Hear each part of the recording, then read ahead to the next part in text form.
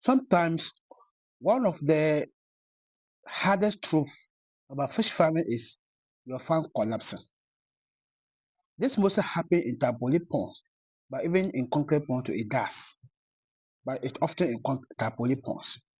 We set up this farm at Lonton. Though they had their pond and they set it up, so I want to stock the fish for them. After stocking the fish, the following day in the morning, we woke up and the pond collapsed, and all the fingerlings were flooded. You could see people back there picking up fish. Despite the effort that we made, we lost a lot of fingerlings. Obviously, you can see. That's why we are picking up there. What do you do to avoid this?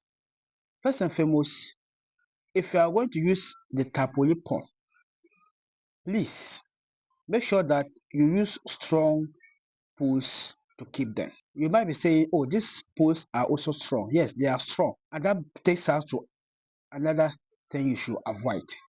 And that is making the pond too big.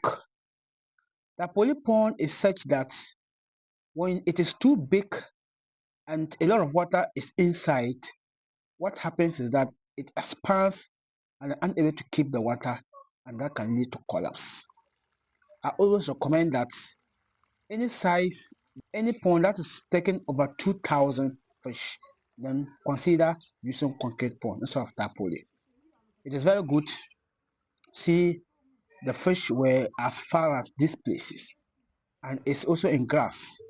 So obviously, we got those that we were able to get, and the rest were lost. Now back to the prevention methods. Try to have the ponds sizable. And also another important thing when you're erecting the pond, make sure that you have it in a level ground, good level ground. Don't let it balance. Even if it is balancing, it shouldn't be too much because it needs to balance toward the outlet. Thank you. I have a complete video where I talk about how to ensure you don't face these challenges. Check the video out in the description. Subscribe to this channel. Thank you so much.